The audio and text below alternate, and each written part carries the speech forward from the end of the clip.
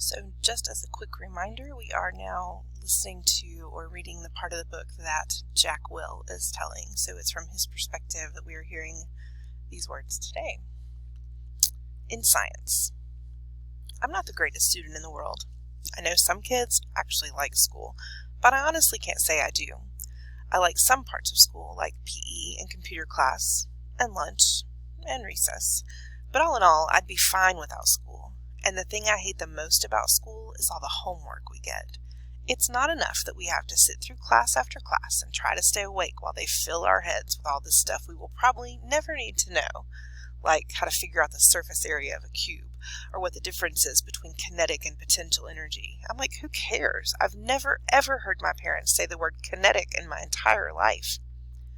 I hate science the most out of all my classes. We get so much work, it's not even funny. And the teacher, Ms. Rubin, is so strict about everything, even the way we write our headings on the top of our papers. I once got 2 points off a homework assignment because I didn't put the date on top. Crazy stuff. When me and August were still friends, I was doing okay in science because August sat next to me and always let me copy his notes. August has the neatest handwriting of anybody I've ever seen who's a boy. Even his script is neat, up and down, perfectly, with really small, round, loopy letters. But now that we're ex-friends, it's bad because I can't ask him to let me copy his notes anymore. So I was kind of scrambling today, trying to take notes about what Ms. Rubin was saying. My handwriting is awful. When all of a sudden she started talking about the 5th grade science fair project, how we all had to choose a science project to work on. While she was saying this, I was thinking, we just finished the Egypt project. Now we have to start a whole new thing? And then in my head I was going, oh no, like that kid in Home Alone with his mouth hanging open and his hands on his face. That was the face I was making on the inside. And then I thought of those pictures of melting ghost faces I've seen somewhere where the mouths are open wide and they're screaming. And then all of a sudden this picture flew into my head, this memory, and I knew what Summer had meant by bleeding scream. It's so weird how it all just came to me in this flash. Someone in homeroom had dressed up in a bleeding scream costume on Halloween. I remember seeing him a few desks away from me, and then I remember not seeing him again. Oh man, it was August. All of this hit me in science class while the teacher was talking. Oh man. I had been talking to Julian about August. Oh man, now I understood. I was so mean. I don't even know why.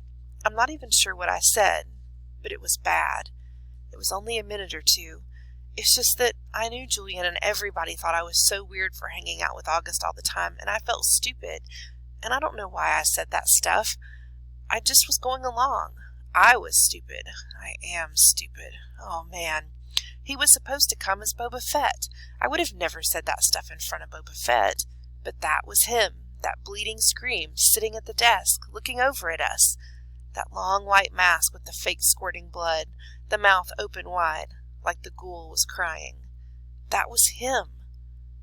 I felt like I was going to puke. Partners. I didn't hear a word of what Ms. Rubin was saying after that. Blah, blah, blah, science fair project. Blah, blah, blah, partners. Blah, blah. It was like the way grown-ups talk in Charlie Brown movies, like someone talking underwater. Wah, wah, wah, wah, wah, wah. Then all of a sudden Ms. Rubin started pointing to kids around the room. Reed and Tristan, Maya and Max, Charlotte and Jimena, August and Jack. She pointed to us when she said this. Miles and Amos, Julian and Henry, Savannah and... I didn't hear the rest. Huh? I said. The bell rang. So don't forget to get together with your partners to choose a project from the list, guys, said Miss Rubin, as everyone started taking off. I looked up at August, but he had already put his backpack on and was practically out the door. I must have had a stupid look on my face because Julian came over and said, "Looks like you and your best bud are partners." He was smirking when he said this. I hated him so much right then. "Hello, Earth to Jack Will," he said when I didn't answer him. Shut up, Julian. I was putting my loose leaf binder away in my backpack and just wanted him away from me. "You must be so bummed you got stuck with him," he said. "You should tell Ms. Rubin you want to switch partners. I bet she'd let you." "No, she wouldn't," I said. "Ask her." "No, I don't want to." Miss Rubin, Julian said, turning around and raising his hand at the same time. Miss Rubin was erasing the chalkboard at the front of the room. She turned when she heard her name. "No, Julian," I whisper-screamed. "What is it, boys?" she said impatiently. "Could we switch partners if we wanted to?" said Julian, looking very innocent. "Me and Jack had this science fair project idea we wanted to work on together." "Well, I guess we could arrange that," she started to say. "No, it's okay, Miss Rubin," I said quickly, heading out the door. "Bye." Julian ran after me. "Why did you do that?" he said, catching up to me at the stairs. "We could have been partners. You don't have to be friends with that freak if you don't want to be, you know." And that's when I punched him. Right in the mouth.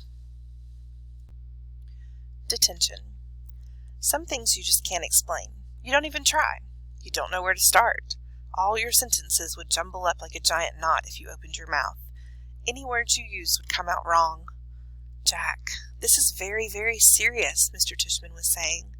I was in his office, sitting on a chair across from his desk and looking at his picture of a pumpkin on the wall behind him. "Kids would get expelled for this kind of thing, Jack. I know you're a good kid, and I don't want that to happen, but you have to explain yourself." "This is so not like you, Jack," said Mom. She had come from work as soon as they had called her. I could tell she was going back and forth between being really mad and really surprised. "I thought you and Julian were friends," said Mr. Tushman. "We're not friends," I said. My arms were crossed in front of me. "But to punch someone in the mouth, Jack?" said Mom, raising her voice. "I mean, what were you thinking?" She looked at Mr. Tushman. "Honestly, he's never hit anyone before. He's just not like that." "Julian's mouth was bleeding, Jack," said Mr. Tushman. "You knocked out a tooth. Did you know that?" "It was just a baby tooth," I said. "Jack," said Mom, shaking her head. "That's what Nurse Molly said." "You're missing the point," Mom yelled. "I just want to know why," said Mr. Tushman, raising his shoulders.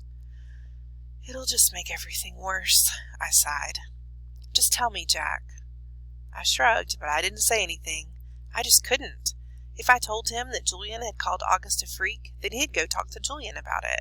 Then Julian would tell him how I badmouthed August too. And everybody would find out about it. "Jack," said Mom. I started to cry. "I'm sorry." Mr. Tushman raised his eyebrows and nodded, but he didn't say anything.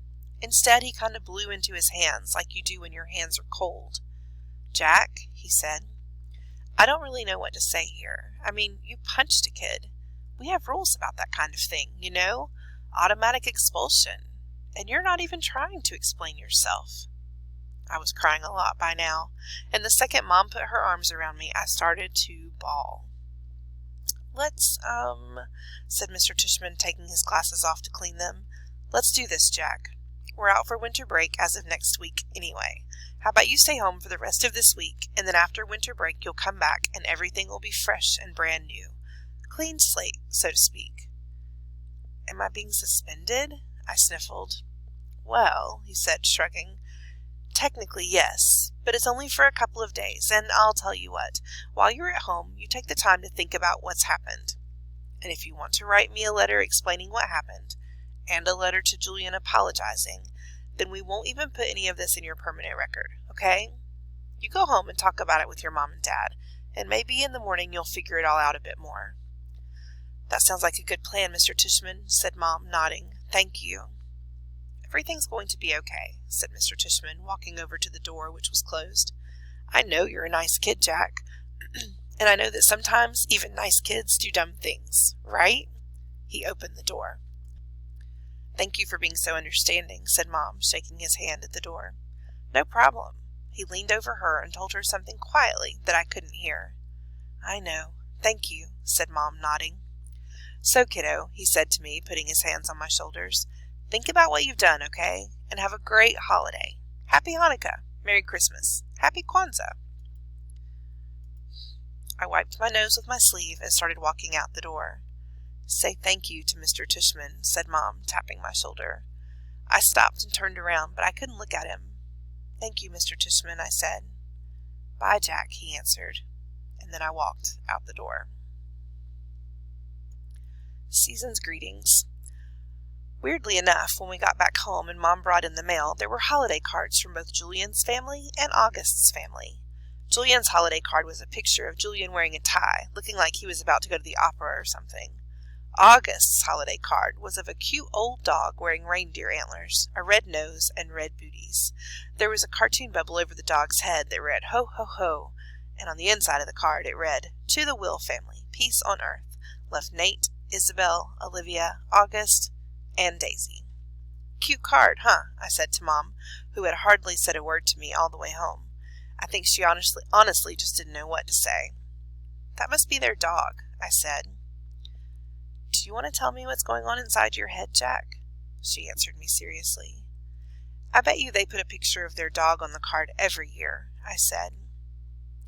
She took the card from my hands and looked at the picture carefully. Then she raised her eyebrows and her shoulders and gave me back the card. "We're very lucky, Jack. There's so much we take for granted." "I know," I said. I knew what she was talking about without her having to say it.